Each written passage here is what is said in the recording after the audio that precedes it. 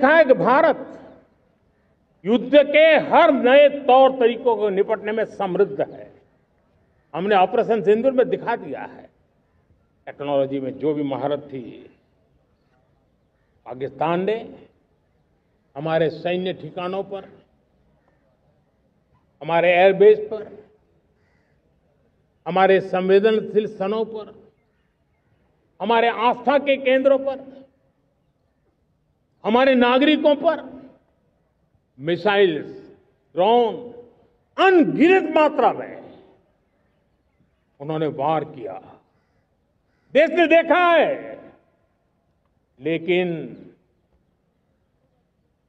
देश को सुरक्षित रखने के जो प्रयास पिछले 10 साल में हुए हैं, उस ताकत का परिणाम था कि उनके हर हमले को हमारे जाबाजों ने और हमारी टेक्नोलॉजी ने तिनके की तरह बिखेर दी।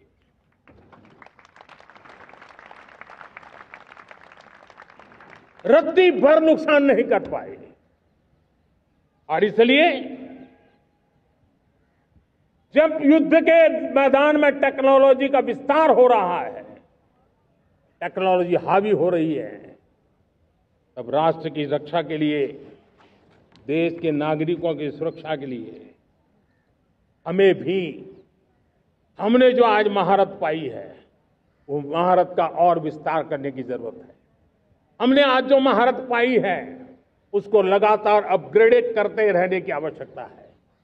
और इसलिए साथियों, मैंने एक संकल्प लिया है, मुझे आपके आशीर्वाद चाहिए, कोटि कोटि देशवासियों के आशीर्वाद चाहिए। क्योंकि समृद्धि कितनी ही क्यों न हो, अगर सुरक्षा के प्रति उदासीनता बरतते हैं तो समृद्धि भी किसी काम की नहीं रहती। और इसलिए सुरक्षा का महत्व बहुत बड़ा है। और इसलिए मैं आज लाल किले की प्राचीर से कह रहा हूं, आने वाले 10 साल में 2035 तक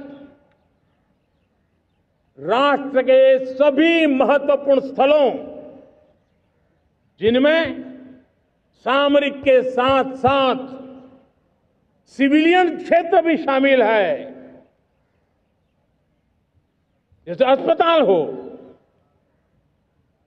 रेलवे हो, जो भी आस्था के केंद्र हो, उन्हें टेक्नोलॉजी के नए प्लेटफॉर्म द्वारा पूरी तरह सुरक्षा का कवच दिया जाएगा। ये सुरक्षा का कवच लगातार विस्तार होता जाए, देश का हर नागरिक सुरक्षित महसूस करे। किसी भी प्रकार की टेक्नोलॉजी हम पर वार करने आ जाए, हमारी टेक्नोलॉजी उससे बेहतर सिद्ध हो। और इसलिए आने वाले 10 साल 2035 तक मैं ये राष्ट्रीय सुरक्षा कवच का विस्तार करना चाहता हूं, मजबूती देना चाहता हूं, आधुनिक बनाना चाहता हूं। और इसलिए भगवान श्री कृष्ण से प्रेरणा पाकर के हमने श्री कृष्ण का जो सुदर्शन चक्र था, उस सुदर्शन चक्र की राह को चुना है। आप में से बहुत लोगों को याद होगा, जब महाभारत की लड़ाई चल रही थी, श्री कृष्ण ने अपने सुदर्शन चक्र से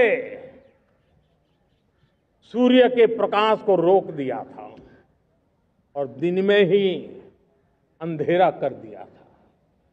सूर्य प्रकाश को सुदर्शन चक्र से रोक दिया था। और तब अर्जुन ने जो शपथ ली थी जयद्रथ का वध करने की, उस प्रतिज्ञा को अर्जुन पूर्ण कर पाए थे। वो सुदर्शन चक्र के पराक्रम और रणनीति का परिणाम था। अब देश सुदर्शन चक्र मिशन लॉन्च करेगा।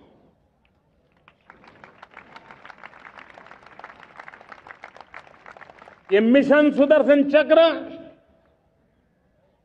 एक पावरफुल वेपन सिस्टम दुश्मन के हमले को न्यूट्रलाइज तो करेगा ही करेगा, लेकिन कई गुना ज्यादा दुश्मन पर हिट बैक करेगा।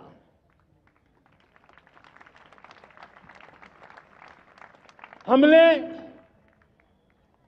भारत के इस मिशन सुदर्शन चक्र के लिए कुछ मूलभूत बातें भी तय की है। आने वाले 10 सालों में हम उसको प्रखरता से आगे बढ़ाना चाहते हैं।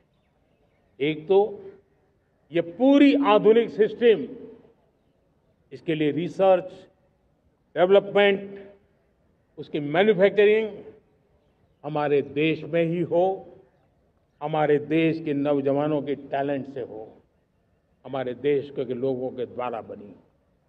दूसरा, एक ऐसी व्यवस्था होगी जो वॉरफेयर के हिसाब से भविष्य में क्या क्या संभावनाएं हैं उसका हिसाब किताब लगा करके +1 की स्ट्रेटेजी वर्कआउट करेगी।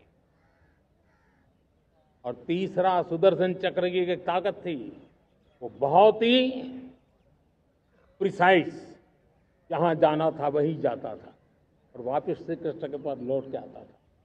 हम इस सुदर्शन चक्र के द्वारा भी टारगेटेड प्रिसाइज एक्शन के लिए भी व्यवस्था को विकसित करने की दिशा में आगे बढ़ेंगे।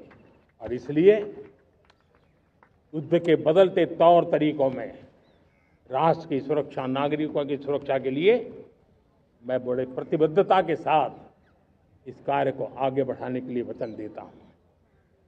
मेरे प्यारे देशवासियों, जब हम लोकतंत्र की बात करते हैं, स्वतंत्र भारत की बात करते हैं, तब हमारा संविधान हमारे लिए सर्वोच्च दीप स्तंभ होता है, हमारा प्रेरणा का केंद्र होता है। लेकिन आज से 50 साल पहले भारत के संविधान का गला घोंट दिया गया था, भारत के संविधान के पीठ पे छुरा भोंक दिया गया था, देश को जेल खाना बना दिया गया था, आपातकाल लगा दिया गया था, इमरजेंसी थोप दी गई थी। इमरजेंसी के 50 साल हो रहे हैं। देश की किसी भी पीढ़ी ने संविधान की हत्या के इस पाप को कभी भूलना नहीं चाहिए। संविधान की हत्या करने वाले पापियों को नहीं भूलना चाहिए।